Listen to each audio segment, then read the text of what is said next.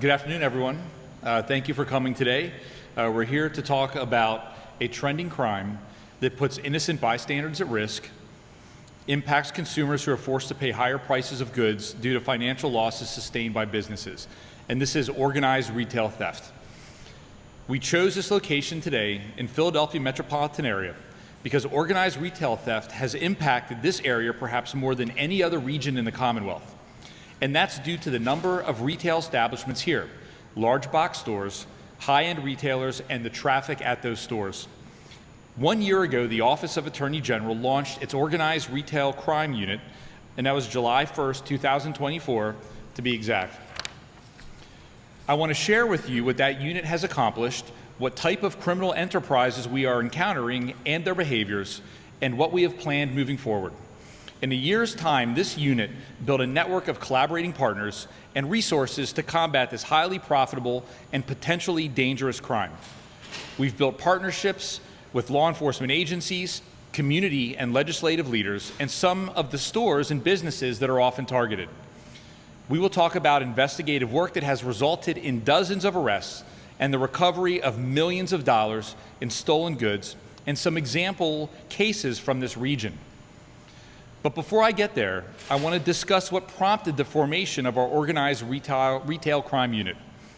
First, I want to commend the legislature for realizing that this violent behavior was on the rise and that Pennsylvanians were being put at risk by simply going to their favorite stores to purchase clothing, electronics, and other goods. Act 42 of 2023 facilitated the creation of the Office of Attorney General's Organized Retail Crime Unit. In preparation for the statute taking effect on July 1st of 2024, we hired 10 special agents and 5 prosecutors, and they were deployed all throughout Pennsylvania. As law enforcement, we must adapt to trends in order to keep up with criminals who put communities at risk. And that is what this unit is all about. For years, the perception of hearing retail theft was shoplifting, but it has become much more complex. As I said before, even dangerous. Also, the Pennsylvania legislature increased the grading of organized retail theft, making the crime a felony of the first degree if the value of the goods stolen exceeds $50,000. That statute gave police and prosecutors a large hammer in the tool chest to target these violent groups of thieves. And they are violent. I said earlier that these thieves prefer locations with other shoppers, distractions while they commit their crimes. The thieves also understand that retailers instruct their employees to avoid physical confrontations in an effort to keep their employees safe. Criminal organizations exploit this by sending thieves into retail establishments knowing that they will meet little resistance, particularly here in southeastern Pennsylvania. This is very concerning to law enforcement because each and every innocent bystander, employees and shoppers, could be potentially victims of any violent act that results from the thieves doing whatever it takes to steal as many items and as fast as possible, and of course get away without being stopped. To be clear, when we talk about organized retail theft, we are not talking about someone snatching a pack of Duracell batteries and tucking them into a coat pocket. These are often swarm-style thefts with groups of individuals who invade a store and move as quickly as they can to steal as much as they can. They are fully prepared for physical confrontation with store staff or bystanders shopping in the store. And we have seen violence in these incidents both here in Pennsylvania and nationwide. These are traumatic events for shoppers who include seniors, families, and children who are unfortunate enough to be in the wrong place at the wrong time. By design, these groups are menacing, imposing, fitted to scare anyone who could potentially stand in their way. What did we do to combat this? Local police respond to the stores as they always have with retail crimes. From our perspective, the Organized Retail Crime Unit is focused on the larger scale, more sophisticated criminal enterprises. Not unlike how we approach drug trafficking, our focus is on the top of the chain. Without revealing too much about our tactics, we develop intel on these groups and in many cases track their movements and MO. And that involves collaboration with police agencies, local and state agencies, because these crimes often cross municipal, county, and state borders. At the right time, we make our move, the goal being to have enough evidence to charge the leaders of these enterprises and as many of their accomplices as possible. And we have had much success with this approach.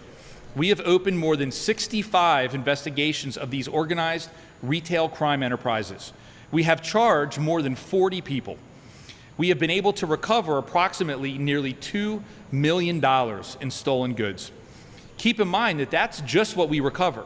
The proceeds of these organizations are much more, because these organizations target high-dollar items, smartphones and other expensive electronics, premium clothing brands, small appliances from home improvement retail chains, and gift cards. These items have significant price tags. They would also be desirable on the secondary market because these crews are rarely stealing these items to keep them. They are looking to sell the items that they're stealing for cash. We are seeing that these criminal organizations are oftentimes sending the stolen goods overseas to places and countries where the goods have significantly more value than they do here in the United States. And we often intervene in these enterprises when the goods are fenced to a buyer. Many of these organizations are physically going into stores and stealing items. Some are more sophisticated than others.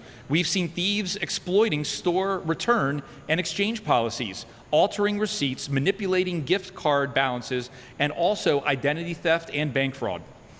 We've also been involved in investigations with thieves stealing or hijacking tractor trailers and trucks hauling goods, and the thieves commandeering those goods. Before I close my comments, let me offer you a couple of recent examples. Earlier this month, we charged members of the Fifth Street Crew. The Fifth Street Crew committed approximately 49 retail theft robbery incidents at multiple retailers, including Snipes, Lululemon, Nike, Dick's Sporting Goods, and Kohl's. These crimes happened in Montgomery, Philadelphia, Bucks counties, and in New Jersey from February of 2024 through May of 2025.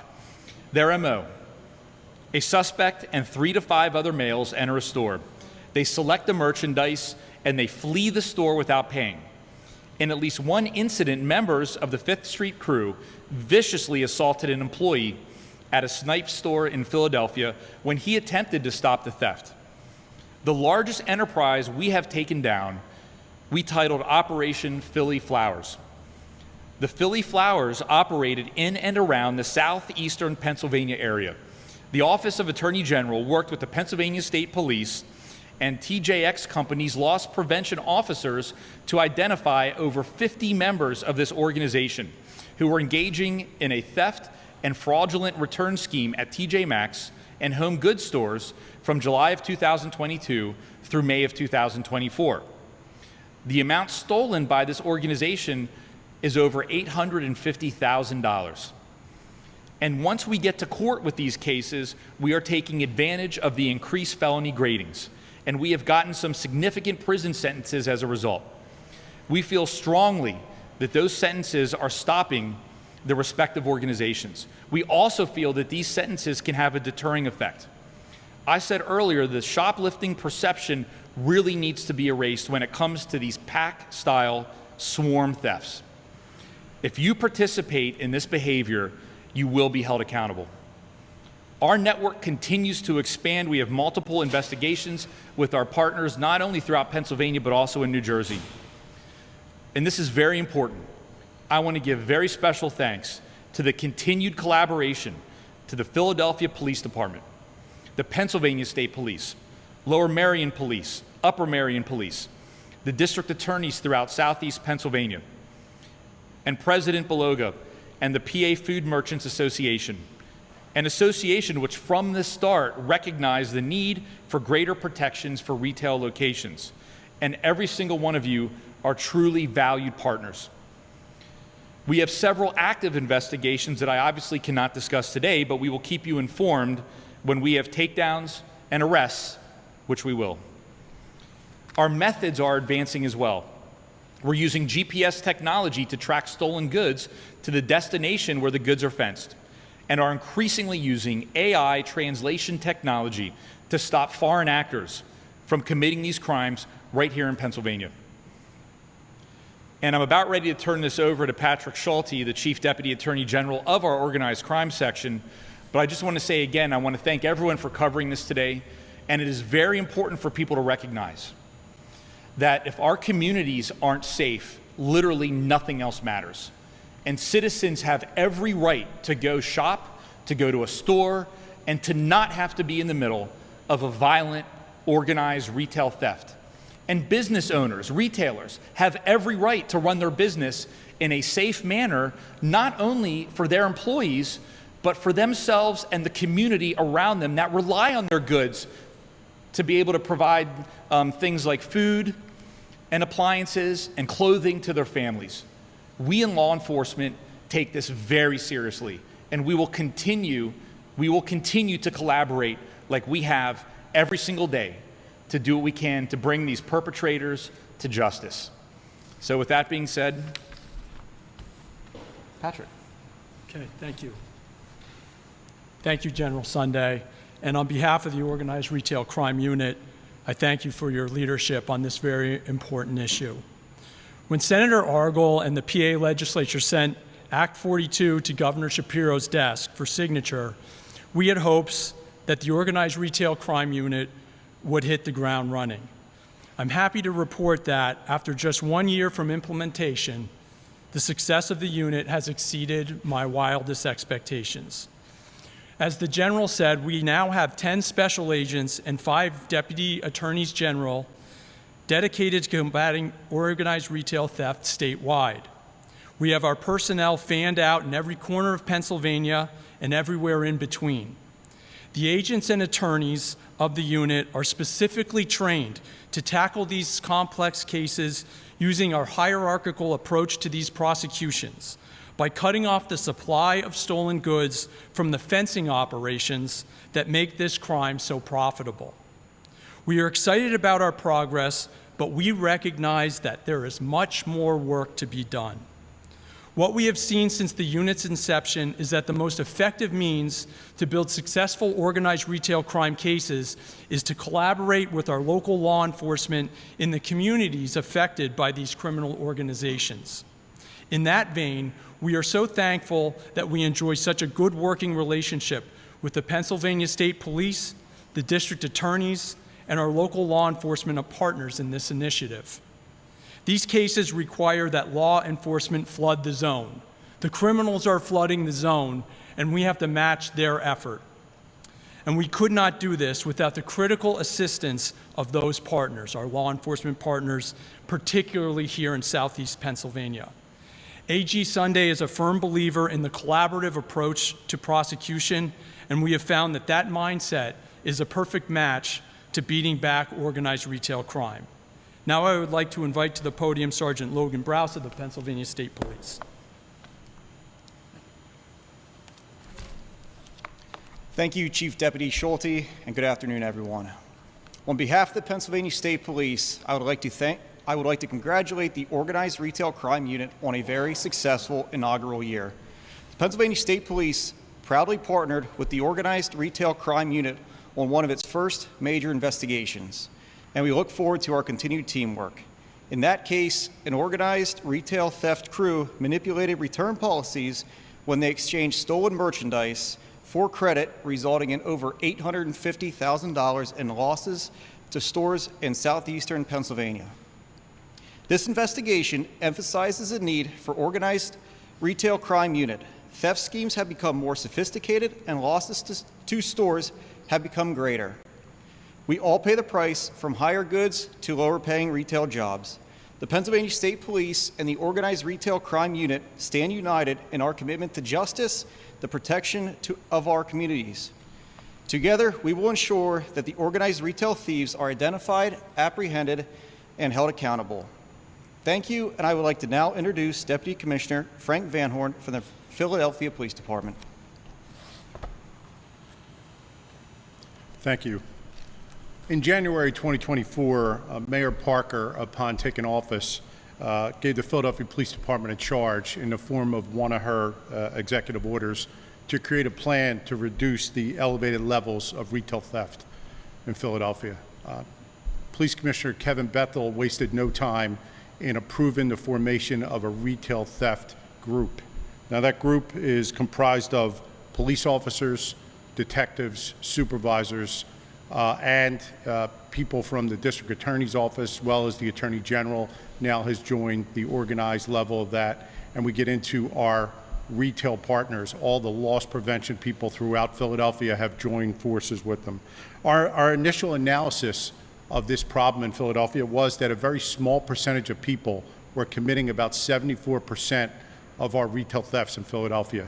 So we knew we had prolific offenders. We knew we had people that we had to get off the street and make sure there were some consequences for their actions. This group did very well at identifying prolific offenders. This investigation, as the Attorney General said, started in February of 2024. The two officers that really were integral in identifying the individuals who started this and starting the investigation, Officer Drum and Officer Rich are here today. They basically used all their knowledge of the areas that we were in, identified, made arrests, and started to build this case up. We want to thank the Attorney General and everybody, all the retail partners, our law enforcement partners, for helping us in this case. It's working in Philadelphia. We know it is. Retail theft in Philadelphia is down about 13%. That's about 1,300 plus cases. And our arrest rate's over 40% up, and that's over 500 cases. So I want to thank you, and I'll turn things over to Lieutenant Coyle from Upper Merion Police.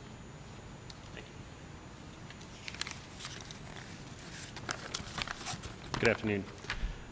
I would like to thank Attorney General Sunday for the invitation to today's event. I'm the Detective Lieutenant for Upper Merion Township. Our department appreciates the assistance and resources that you and your office have provided to help further our investigations.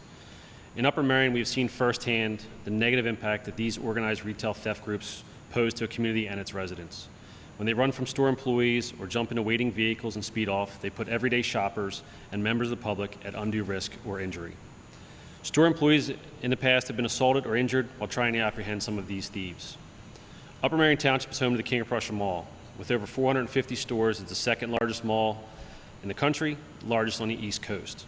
With the size of this mall and its easy accessibility to numerous highways like Route 202, Route 422, the Pennsylvania Turnpike, and of course the Schuylkill Expressway, this makes it an attractive location for these organized retail theft groups.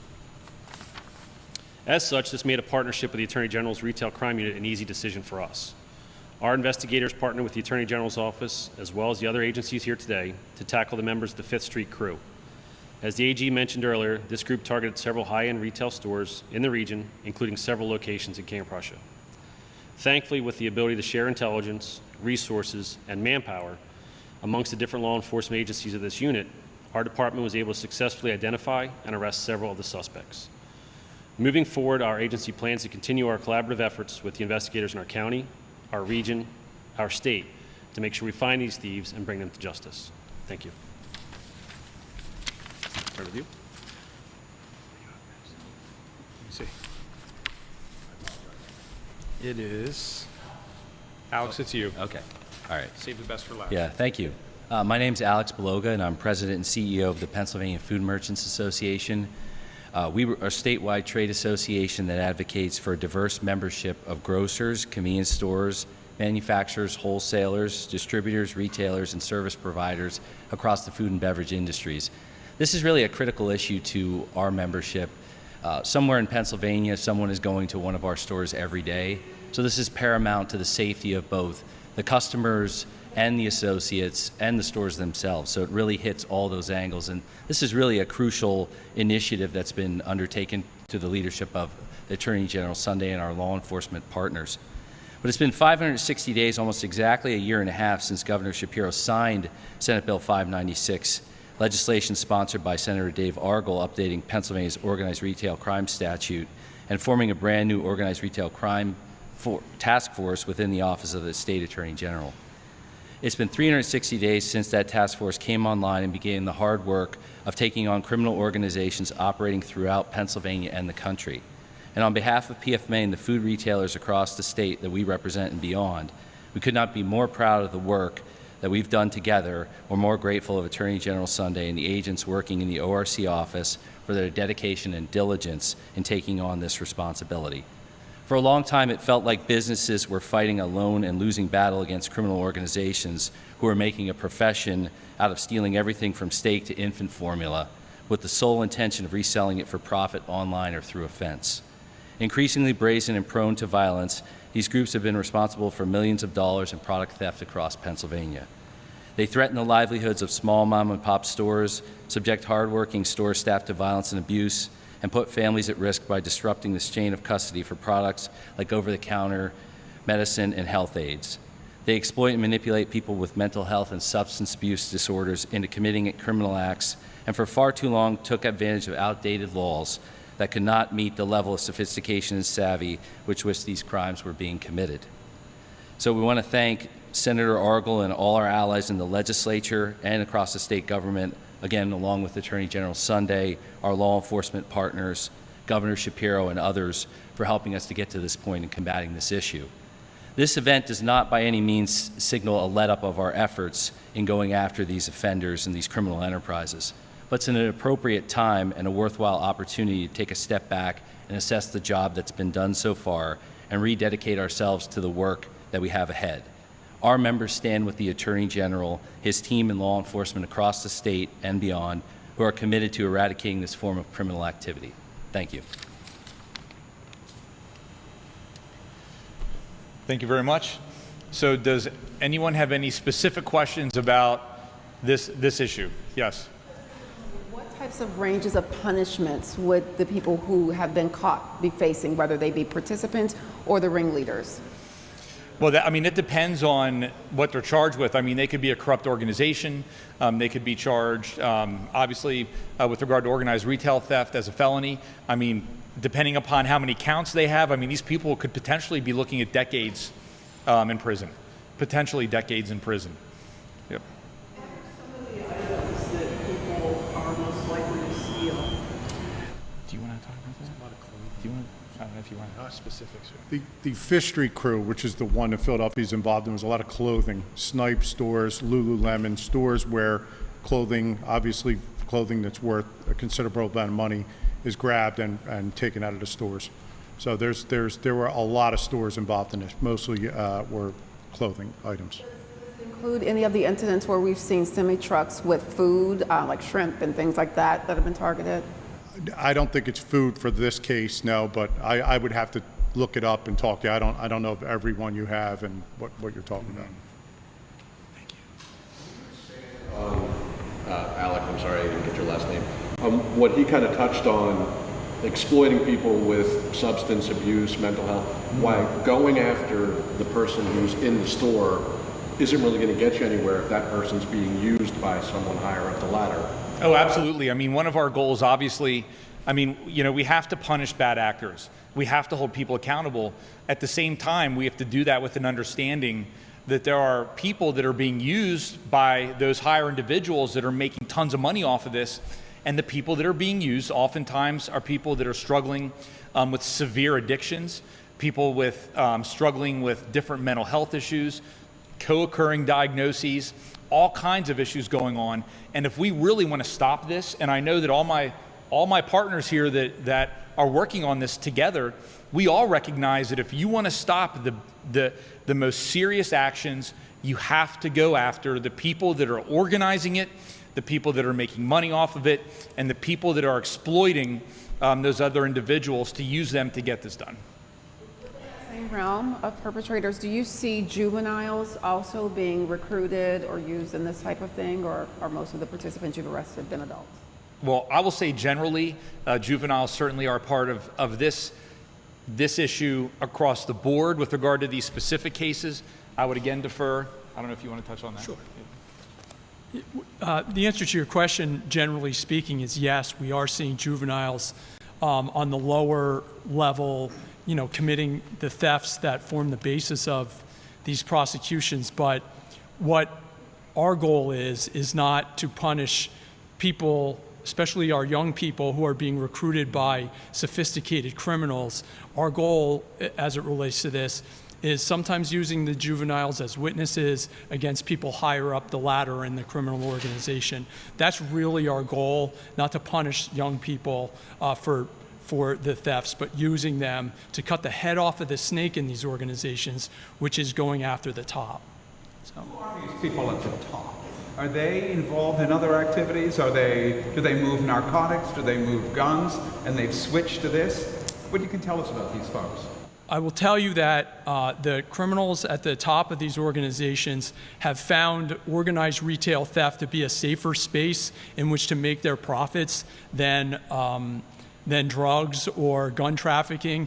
It's more of a venial sin in their eyes, and that's why it's so important that we attack this with the robust effort that we've been attacking it with. So. Safer because, you know, a fellow drug dealer is not going to shoot at them. They're unlikely to be approached in the stores.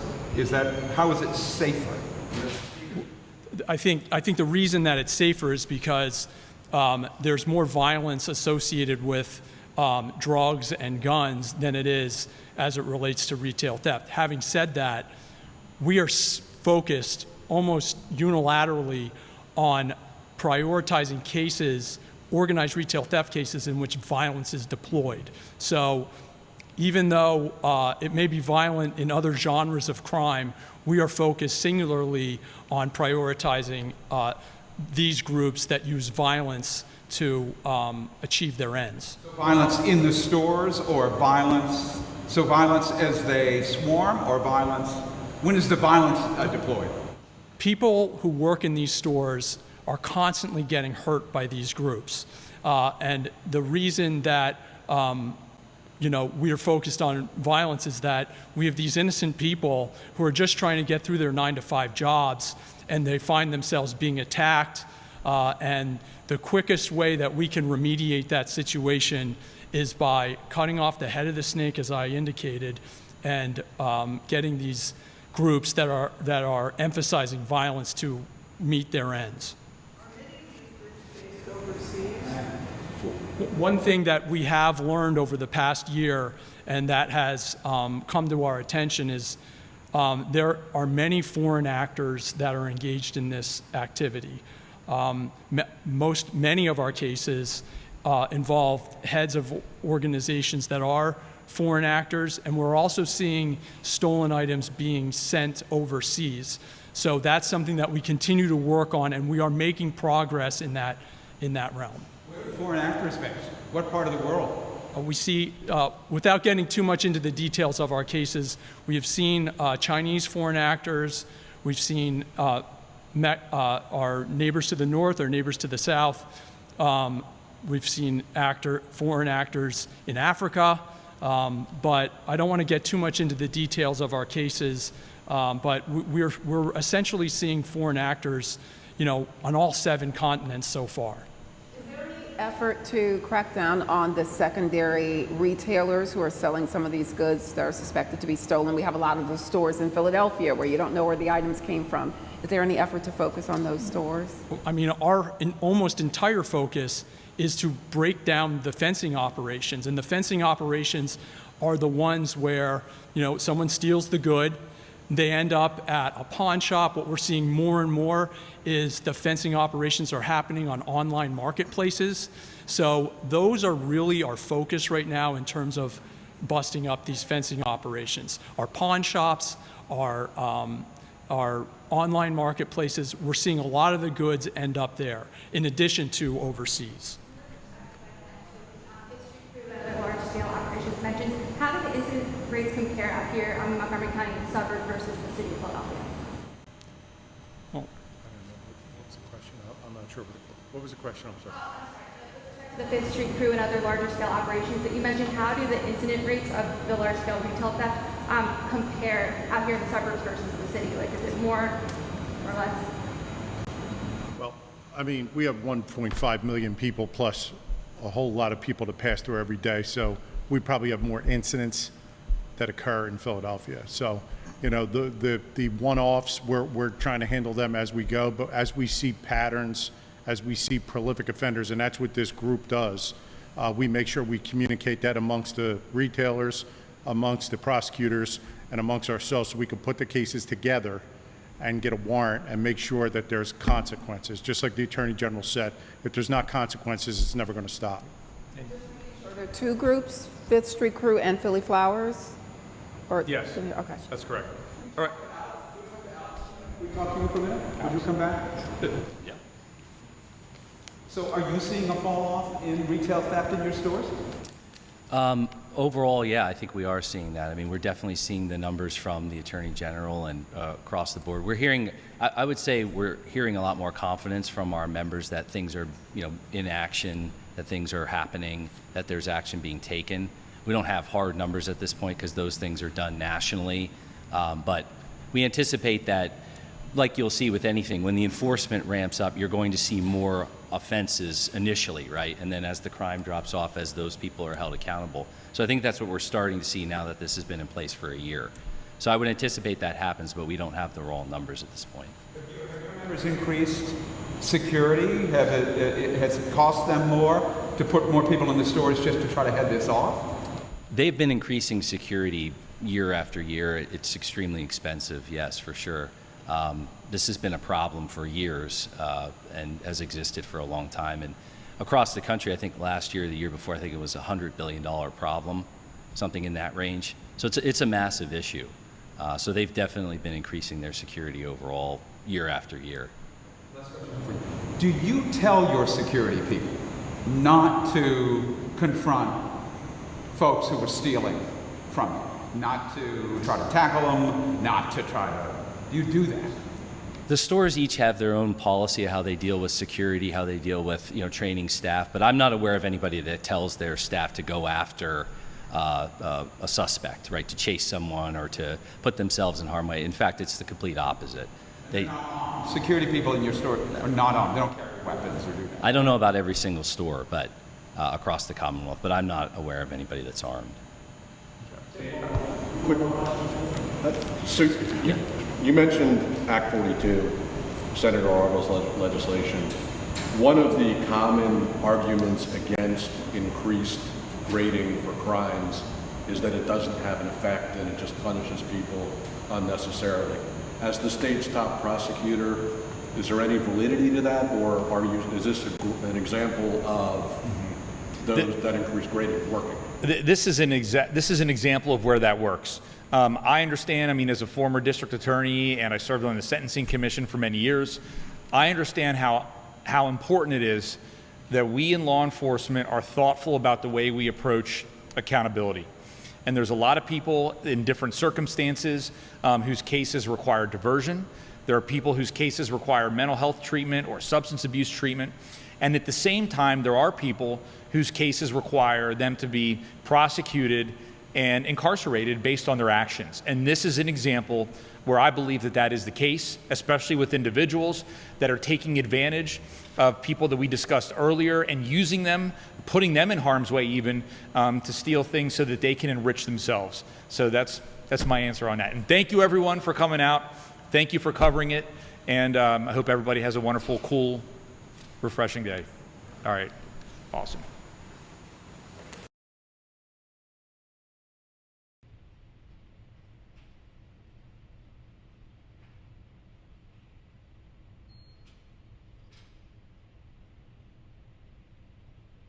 Everyone, thank you for coming today. We're here to talk about a trending crime that puts innocent bystanders at risk, impacts consumers who are forced to pay higher prices of goods due to financial losses sustained by businesses. Retail Crime Unit. In preparation for the statute taking effect on July 1st of 2024, we hired